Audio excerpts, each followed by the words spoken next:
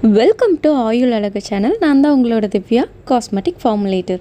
இன்றைக்கி நம்ம பார்க்க போகிற வீடியோ என்னென்னு பார்த்தீங்கன்னா லாவெண்டர் டோனப் க்ரீம் தான் பார்க்க போகிறோம். இந்த க்ரீம் ஃபார்முலேட் பண்ணுறதுக்கு முன்னாடி எனக்கு இந்த க்ரீம் எப்படி வரணும்னு நான் டிசைட் பண்ணியிருந்தேன்னா, என்னோடய ஃபேஸில் அப்ளை பண்ணோன்னே கொஞ்சம் பிரைட்னஸ் கொடுக்கணும், அதே சமயம் எனக்கு ஸ்வெட் அதிகமாக ஆகக்கூடாது, நல்லா ஹைட்ரேட்டிங்காக இருக்கணும் அப்படின்றது தான் நான் முடிவு பண்ணியிருந்தேன்.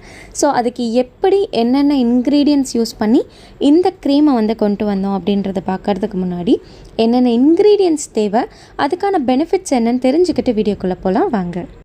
ஃபர்ஸ்ட்டு லாவெண்டரை சூஸ் பண்ணதுக்கான ரீசன் நல்லா ரெஃப்ரெஷிங்காக ஹைட்ரேட்டிங்காக இருக்கும். ஸோ நல்லா ஹைட்ரேட்டிங்காக இருந்தாலே நம்மளோட ஸ்கின்னில் இருக்கக்கூடிய பிக்மெண்டேஷனை ரெடியூஸ் பண்ணி நல்ல ஒரு பிரைட்னஸ் கிடைக்கும், அதே சமயம் நேச்சுரலாக ஒரு க்ளோ கொடுக்கும் அப்படின்றதுக்காக தான் லாவெண்டரை நம்ம சூஸ் பண்ணியிருக்கோம்.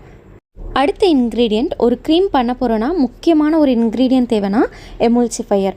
அதுதான் நான் சூஸ் பண்ணியிருக்கிறது ஈவேக்ஸ். இந்த ewax oil based ingredient, water based ingredient, ரெண்டு இன்க்ரீடியண்ட்டும் ஒன்றா பைண்ட் பண்ணி கொடுக்கும். அது மட்டும் இல்லாமல் இது நேச்சுரல் டிரைவ்டான ஒரு எமுல்சிஃபையர் தான். ஸோ ஸ்கின்க்கு ரொம்பவே சேஃபாக இருக்கும். வாட்டரும் ஆயிலும் பைண்ட் ஆனாலும் எனக்கு கரெக்டான டெக்ஸ்சர் கொண்டு வரத்துக்கு ஒரு திக்கனர் தேவை. ஸோ அந்த திக்கனராக நான் யூஸ் பண்ணது தான் இந்த சிட்டைல் ஆல்கஹால். இது க்ரீமியாக நல்ல ஒரு ஸ்மூத் டெக்ஸ்சர் கொண்டு வரும், அதன் மூலியமாக தான் நம்ம ஈஸியாக ஸ்ப்ரெட் பண்ண முடியும். ஸோ அது மட்டும் இல்லாமல் இது நம்மளோட எமுல்ஷன் ப்ராசஸை ஸ்டேபிளாக வச்சுருக்கிறதுக்கும் ஹெல்ப்ஃபுல்லாக இருக்குது. அதாவது அந்த பைண்ட் ஆச்சில் வாட்டர் அண்டு ஆயில் இது ரெண்டும் திரும்பி பிரிஞ்சு போயிடாமல் இருக்கிறதுக்காகவும் இந்த சிட்டைல் ஆல்கஹால் ஹெல்ப் பண்ணுது.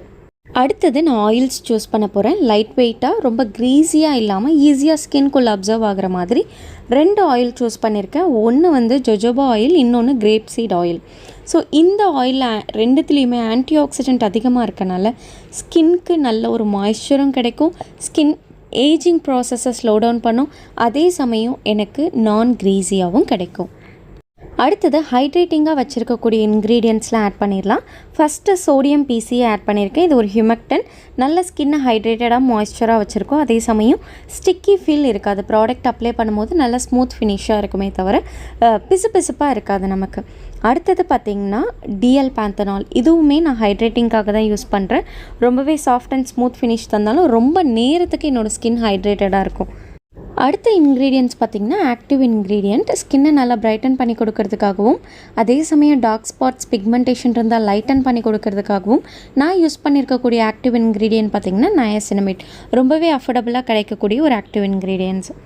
அடுத்த இன்க்ரீடியன்ட் பார்த்திங்கன்னா என்னோடய ஸ்கின் ஆயிலியாக இல்லாமல் க்ரீஸியாக இல்லாமல் அதே சமயம் நேச்சுரலாக ஒரு சன் ப்ரொடெக்ஷனும் கிடைக்கும், ப்ளஸ் என்னோடய க்ரீம் அப்ளை பண்ணோன்னே எனக்கு நல்ல ஒரு பிரைட்னஸும் கிடைக்கும். அதுக்காக நான் யூஸ் பண்ணது தான் zinc oxide and titanium di oxide. Final ingredient பார்த்திங்கன்னா நம்மளோட ப்ரிசர்வேட்டிவ். என்னோடய ப்ராடக்ட் ரொம்ப நாள் ஷெல்ஃப் லைஃப் இருக்கிறதுக்காகவும் எந்த ஒரு மைக்ரோபியல் க்ரோ ஆக விடாமல் தடுக்கிறதுக்காகவும் நான் யூஸ் பண்ணியிருக்கிற ப்ரிசர்வேட்டிவ் லிக்விட் ஜெர்மல் ப்ளஸ். இப்போது இந்த க்ரீமோட ஃபார்முலேஷன்ஸ் பார்த்துடலாம். ஃபேஸ் ஏல பார்த்திங்கன்னா DM water 300 gram, lavender hydrosol 65 gram, sodium PCA 20 gram, niacinamide 30 gram, DL panthenol 5 gram. Phase பியில் பார்த்திங்கன்னா ewax 15 gram, cetyl alcohol 15 gram, jojoba oil 20 gram, grape seed oil 20 gram. Phase சியில் lavender essential oil 2.5 gram, vitamin E oil 2.5 gram, liquid germall plus 2.5 gram, titanium dioxide 1.5 gram, zinc oxide 1 gram. நான் டோட்டலாக 1/2 kgக்கான cream formulation கொடுத்துருக்கேன். But நான் செய்ய போகிறது 250 gram தான் செய்ய போகிறேன். இந்த க்ரீம் ஸ்டெப் பை ஸ்டெப்பாக எப்படி பண்ணலான்றது இப்போ பார்க்கலாம். ஃபர்ஸ்ட்டு ஒரு பீக்கரில் டிஎம் வாட்டர் 150 கிராம் எடுத்திருக்கேன். நீங்கள் 1/2 kg செய்ய போகிறீங்கன்னா 300 கிராம் நம்ம ஃபார்முலேஷனில் கொடுத்த மெஷர்மெண்ட் யூஸ் பண்ணுங்கள். இல்லை 250 kg தான் பண்ண போகிறீங்கன்னா இப்போ சொல்கிற மெஷர்மெண்ட்டை எடுத்துக்கலாம். நெக்ஸ்ட்டு லாவெண்டர் ஹைட்ரோசால் 34.5 கிராம் நான் ஆட் பண்ணிக்கிறேன். அது கூடவே சோடியம் பிசிஏ 10 கிராம் நம்ம மெஷர் பண்ணி எடுத்து ஆட் பண்ணிக்கலாம். அதுக்கு அடுத்தது பார்த்திங்கன்னா நயாசினமைட் 15 கிராம் ஆட் பண்ணிக்க போகிறோம். அது கூடவே டிஎல் பேந்தனால் 2.5 கிராம் ஆட் பண்ணிக்க போகிறோம். நயாசினமைட் 15 கிராம் நான் 2 வாட்டி மெஷர் பண்ணி எடுத்திருக்கேன். டிஎல் பேந்தனால் 2.5 கிராம் மெஷர் பண்ணி ஆட் பண்ணிக்கலாம். ஆட் பண்ணிவிட்டு நல்லா மிக்ஸ் பண்ணி விட்டுக்கலாம். டிஎல் பேந்தனால் நம்ம ஏர்டைட் கண்டெய்னரில் நீங்கள் ஸ்டோர் பண்ணி வைக்கலன்னா அது ஈஸியாக கெட்டி ஆகக்கூடிய தன்மை இருக்கிறது. ஸோ அதனால் ஏர்டைட் பண்ணிடுங்க. இப்போது ஃபேஸ் ஏக்கான இன்க்ரீடியன்ட்ஸ் முடிஞ்சது. ஃபேஸ் பிக்கு நான் ஈவேக்ஸ் ஆல்ரெடி மெஷர் பண்ணியிருக்கேன் 7.5 கிராம். நெக்ஸ்ட்டு சிட்டைல் ஆல்கஹால் வந்து 7.5 கிராம் ஆட் பண்ணிகிட்ருக்கோம். இது கூடவே நெக்ஸ்ட்டு நம்ம ஆட் பண்ண வேண்டியது 2 oils, jojoba oil and grape seed oil. உங்களுக்கு வேணுன்னா வேறு ஆயில்ஸ் வேணுனாலும் ஆட் பண்ணிக்கலாம். Sweet almond oil, avocado oil, இந்த மாதிரி என்ன ஆயில் வேணாலும் நீங்கள் ரீப்ளேஸ் பண்ணிக்கலாம். அது பட் சேம் ரிசல்ட் வந்து உங்களுக்கு கிடைக்காது. அந்த ஆயில் எந்த டென்சிட்டியில் இருக்குது, எந்த அளவுக்கு ஸ்ப்ரெட் ஆகும் அப்படின்றத பொறுத்து அதோட ரிசல்ட் வந்து நமக்கு வேரி ஆகும். ஃபஸ்ட்டு நான் ஜொஜோபா ஆயில் ஆட் பண்ணிக்கிறேன். அது கூடவே நெக்ஸ்ட்டு கிரேப் சீட் ஆயிலும் நம்ம மெஷர் பண்ணி 10 கிராம் வந்து ஆட் பண்ணிக்க போகிறோம். இப்போது 2 ஃபேஸுமே, phase A and phase B, 2 தேவையான இன்க்ரீடியண்ட்டுமே நம்ம மெஷர் பண்ணி தனித்தனி பீக்கரில் வச்சுருக்கோம். பட் இதை நம்ம ஹீட் பண்ணும்போது ஒரே வாட்டர் பாத்தில் தான் வைக்க போகிறோம். இதை டபுள் பாயிலிங் மெத்தடில் தான் மெல்ட் பண்ண போகிறோம். இது அபவ் 70 டிகிரி செல்சியஸை ரீச் ஆகணும். அப்படி டெம்பரேச்சர் பார்க்கணுன்னு அவசியம் இல்லை. உங்களோட phase A and phase B ingredients கம்ப்ளீட்டாக டிசால்வ் ஆகிற வரைக்கும் இந்த வாட்டர் பாத்தில் நீங்கள் வச்சுருக்கணும். வாட்டர் பாத்தில் கம்மியாகவே தண்ணி வைங்க, நிறைய வச்சுட்டிங்கன்னா கீழே கொட்டிடும். இந்த இது மெல்ட் ஆகிறதுக்குள்ளே நான் ஃபேஸ் இன்க்ரீடியன்ட்ஸையும் ஒரு வாட்ச் கிளாஸில் மெஷர் பண்ணி வச்சுக்கிட்டேன்.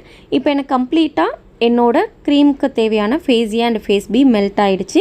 அது எனக்கு அதிகமாக இருக்கனால வேறு ஒரு பாத்திரத்தில் நான் ரெண்டுத்தையுமே ஊற்றிக்கிறேன். ஃபஸ்ட்டு ஃபேஸ் ஏ வந்து போர் பண்ணிக்கிட்டேன். நெக்ஸ்ட்டு வந்து ஃபேஸ் பி வந்து போர் பண்ண போகிறோம். நீங்கள் எமுல்சிஃபையர் வந்து கரெக்டாக சூஸ் பண்ணியிருந்தீங்கன்னா இந்த மாதிரி போர் பண்ணும்போதே உங்களுக்கு கலர் வந்து ஒரு ரொம்ப லைட் ஒயிட் மாதிரி வரும். ஒரு சாண்டல் கலர், சாண்டல் எல்லோயிஷ் மாதிரி உங்களுக்கு வரும். ஸோ அந்த மாதிரி வரும்போது நீங்கள் நல்லா உடனே இம்மீடியட்டாக பிளெண்ட் பண்ணணும். பிளெண்ட் பண்ண ஆரம்பிச்சோன்னே உங்களுக்கு நல்ல ஒரு ஒயிட் கலரில் மாறும். ஸோ எமுல்சிஃபையர் கரெக்டாக தான் யூஸ் பண்ணியிருக்கோம் அப்படின்றது நமக்கு அந்த இடத்துல ஒரு ரிசல்ட் தெரியும் நமக்கு.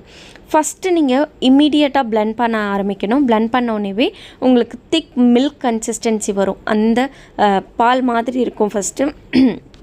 அதுக்கப்புறம் தான் பார்த்திங்கன்னா கொஞ்சம் நேரம் நம்ம கூல்டவுன் ஆக ஆக தான் நமக்கு க்ரீம் கன்சிஸ்டன்சி வரும். ஃபஸ்ட்டு எடுத்தோடனே நமக்கு திக்காகாது. அதே சமயம் திக் ஆகிற வரைக்கும் நம்ம பிளெண்ட் பண்ணிகிட்டே இருக்கணுன்றதும் அவசியம் கிடையாது. ஓவராக அதிகமாக நம்ம பிளெண்ட் பண்ணிட்டாலும் நொரையாக வந்துடும். க்ரீம் மாதிரியே இருக்காது. ஸோ பிளெண்ட் பண்ணி முடித்ததுக்கப்புறம் அப்படியே நம்ம வெயிட் பண்ணலாம் அது ஆறுறதுக்காக. இப்போது இந்த மாதிரி திக்கான ஒரு மிக்ஸ்சர் மாதிரி இருக்கும். இது கொஞ்சம் நேரம் ஆறுனதுக்கப்புறம் பாருங்கள், ஒரு 1/2 அன் ஹவர் கழித்து நான் உங்களுக்கு காட்டுறேன். நல்லா ஆறிடுச்சு. இப்போது நல்லா திக்னஸ் ஆகிடுச்சு. க்ரீமி கன்சிஸ்டன்சி நமக்கு வந்துருச்சு. இந்த ஸ்டேஜில் தான் நம்மளோட ஃபேஸ் சி இன்க்ரீடியன்ட்ஸ் வந்து ஆட் பண்ண போகிறோம். ஃபேஸி இன்க்ரீடியண்ட்டை ஆட் பண்ணதுக்கப்புறமா நல்லா மிக்ஸ் பண்ணி விடணும். ஏன்னா zinc oxide and titanium di oxide வந்து பவுடர் ஃபார்மில் இருக்கும். அது நல்லா டிசால்வ் ஆகி கம்ப்ளீட்டாக மிக்ஸ் ஆகணும். அங்கங்கே திட்டாக தெரியக்கூடாது, லம்பாக இருக்கக்கூடாது.